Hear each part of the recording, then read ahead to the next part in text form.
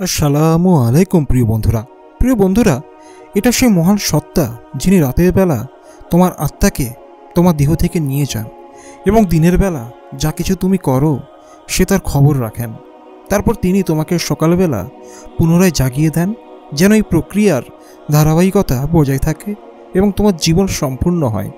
শেষ পর্যন্ত তোমরা সবাই তার কাছেই ফিরে যাবে এবং তিনি তোমাদের সব আমল এক এক করে দেখবেন। তিনি তার বান্দাদের উপর সর্বোচ্চ ক্ষমতাবান এবং তোমাদের জন্য পাহারাদার নিযুক্ত করেছেন। যখন তোমাদের কারো মৃত্যু আসে তখন আমাদের ফেরেশতারা তার রূহ কবজা করে নেয় এবং এতে কোনো ভুল বা অবহেলা হয় না। তারপর কিয়ামতের দিন সমস্ত মানুষকে তাদের মালিকের আল্লাহ তাআলার সামনে ডেকে আনা হবে। জেনে রাখো, সমস্ত হুকুম তারই এবং তিনি দ্রুত হিসাব গ্রহণকারী। প্রিয় বন্ধুরা, আল্লাহ তাআলা মানুষকে সৃষ্টির মধ্যে সবচেয়ে সুন্দর এবং উত্তম আকৃতিতে সৃষ্টি করেছেন। মানুষের সৃষ্টিতে আল্লাহর অসংখ্য কুদরতের প্রকাশ রয়েছে। তিনি মানুষের দেহ তৈরি করে এতে রুহের আলো দিয়েছেন। যতদিন এই রুহ আমাদের দেহে থাকে ততদিন মানুষ জীবিত থাকে, আর যখন এই রুহ দেহ থেকে বেরিয়ে যায় তখন মানুষ মৃত্যুবরণ করে। তবে আপনি কি জানেন যে মানুষ এমন একটা জীবনযাপন করে যেখানে সে প্রতিদিন এক প্রকার মরে এবং প্রতিদিন বেঁচে ওঠে? প্রিয় বন্ধুরা, আজকের এই আলোচনায় আমরা আপনাকে সেই জীবন এবং মৃত্যুর রহস্য সম্পর্কে জানাবো। মানুষ যখন ঘুমিয়ে যায় তখন তার রূহ কোথায় যায়, আর স্বপ্নে সে যা কিছু দেখে তা কি সত্যি নাকি মিথ্যে? সৎ মানুষের রূহ ঘুমানোর পর সাধারণত কোথায় যায়, আর অসৎ মানুষের রূহ সেটাই বা কোথায় যায়? কোরআন এবং হাদিসের আলোকে আজকের এই ভিডিওতেই আমরা এইসব প্রশ্নের উত্তর দেওয়ার চেষ্টা করব। তাই আপনাদের কাছে অনুরোধ, এই ভিডিওটি সম্পূর্ণ দেখুন এবং আমাদের ভিডিওতে একটা লাইক দিতে ভুলবেন না। প্রিয় বন্ধুরা, রুহু আল্লাহর হুকুমে সৃষ্টি হয়েছে। রুহু হলো আমাদের রাব্বি। যেমন পৃথিবীতে মানুষের দেহের জন্য কাপড় হলো তার পোশাক, তেমনি রুহের জন্য মানুষের দেহ হলো তার পোশাক। তাই যখন রুহু দেহ থেকে বেরিয়ে যায় তখন দেহ অচল হয়ে যায়। প্রিয় বন্ধুরা, রুহু দুই প্রকারের হয়। একটা হলো সৎ রুহু, যা ভালো কাজ করে, আর একটা হলো অসৎ রুহু, যা পাপ কাজ করে। মানুষ যে স্বপ্ন দেখে তার মধ্যে তার চিন্তা ও আমলের প্রভাব থাকে। যদি রুহু সৎ হয় তাহলে সে ভালো স্বপ্ন দেখে এবং স্বপ্নে ভালো লোকেদের দেখা পায়, যেমন প্রিয় নবীজি সাল্লাল্লাহু আলাইহি সাল্লাম, সাহাবায়ে কেরাম বা ওলিদের স্বপ্নে দেখার সৌভাগ্য হয়। অন্যদিকে অসৎ রুহু শয়তানের দখলে থাকে। তাদের স্বপ্ন শয়তানের প্রভাবিত হয় এবং এই ধরনের স্বপ্ন গ্রহণযোগ্য হয় না। যখন মানুষ ঘুমিয়ে যায় তখন তার রুহু দেহ থেকে বেরিয়ে যায় এবং বিভিন্ন জায়গায় ভ্রমণ করে। তবে এই রুহুর সঙ্গে দেহের সম্পর্ক সম্পূর্ণ বিচ্ছিন্ন হয়ে যায়। সৎ রুহু আল্লাহর ইবাদত এবং তার জিকিরের মাধ্যমে এমন শক্তি অর্জন করতে পারে যে সে দেহকে যেখানে ইচ্ছা নিয়ে যেতে পারে। এটা শুধু পবিত্র আত্মার জন্যই সম্ভব। একবার হযরত আলী রাদিয়াল্লাহু আনহু এনার কাছে এক ব্যক্তি জানতে চেয়েছিলেন যে ঘুমানোর সময় মানুষের রুহু কোথায় যায়। তিনি বলেছিলেন, মানুষের রুহু তিন ভাগে বিভক্ত। এক নম্বর হচ্ছে একটি অংশ দেহের ভেতরে থাকে, দুই নম্বর হচ্ছে একটি অংশ দেহের বাইরের জগতে থাকে, আর তিন নম্বর হচ্ছে একটি অংশ দেহ থেকে পৃথক হয়ে ভ্রমণ করে। সৎ মানুষের রুহু আল্লাহর ইচ্ছায় এমন জগতে যায় যেখানে আল্লাহ জিন এবং মানুষের রুহুর মধ্যে যোগাযোগের পথ তৈরি করেছেন। সেখানে এই রুহ ভবিষ্যতের কিছু বিষয় দেখতে পায়, আর অসৎ মানুষের রুহু দেহেই বন্দি থাকে এবং কিছুই দেখতে পায় না।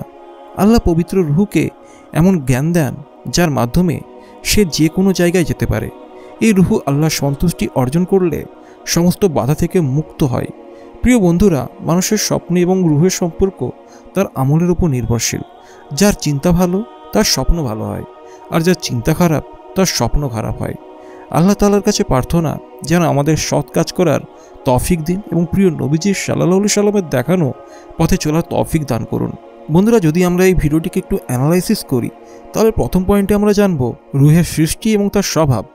রুহু বা আত্মা একটি অদৃশ্য এবং রহস্যময় সত্তা যা আল্লাহর ইচ্ছায় মানুষের দেহে প্রবেশ করে। আল্লাহ বলেন, তোমাকে রুহু সম্পর্কে জিজ্ঞাসা করা হলে বলে দাও, এটা আমার প্রভুর নির্দেশের বিষয়।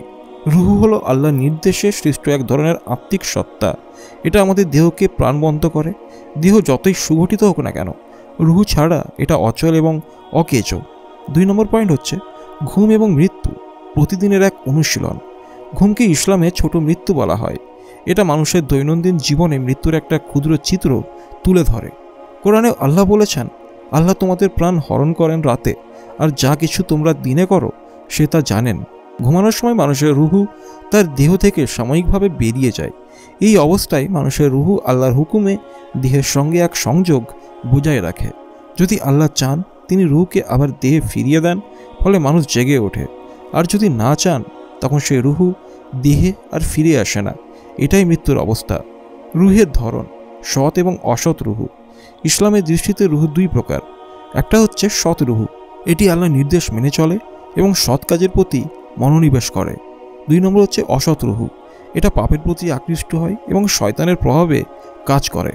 সৎ রুহের স্বপ্ন সাধারণত শুভ এবং নৈতিক হয়। এই রুহু স্বপ্নে মহান ব্যক্তি যেমন নবী, রসুল, সাহেবা বা অলিদের দেখতে পায়।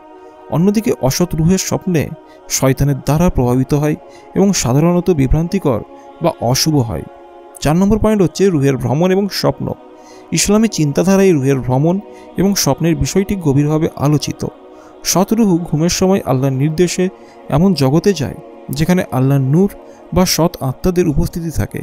এই রুহু ভবিষ্যতের কিছু সত্য ঘটনা দেখে, ফলে ক্ষমতা অর্জন করতে পারে। অসৎ রুহু সাধারণত দেহে আটকে থাকে এবং কোনো ভালো জ্ঞান বা নির্দেশনা পায় না। এই স্বপ্নগুলো সাধারণত বিভ্রান্তি বা পাপপূর্ণ ইঙ্গিত দেয়। 5 নম্বর পয়েন্ট হচ্ছে আল্লাহর প্রতি আনুগত্য এবং রুহের শক্তি। যখন রুহু আল্লাহর ইবাদত এবং তার সন্তুষ্টি অর্জনের জন্য সচেষ্ট হয়, তখন সে বিশেষ ক্ষমতা অর্জন করে। এই রুহু দেহের জন্য একটা আলোকিত শক্তি হিসেবে কাজ করে। আল্লাহর ইচ্ছায় এই রুহু এমন শক্তি অর্জন করতে পারে যে তা দেহকে নিজের ইচ্ছা মতো নিয়ন্ত্রণ করতে সক্ষম হয়। 6 নম্বর পয়েন্ট হচ্ছে ঘুম এবং কিয়ামতের পাঠ। ঘুম আমাদের জন্য কিয়ামতের একটা শিক্ষা। ঘুম আমাদের রুহুকে সাময়িকভাবে মৃত্যুর অভিজ্ঞতা দেয়। ঘুম থেকে জাগ্রত হওয়া পুনরুত্থানের একটা ছোট উদাহরণ। কিয়ামতের দিন সমস্ত রুহু দেহ থেকে বিচ্ছিন্ন হওয়ার পর পুনরায় একত্রিত হবে।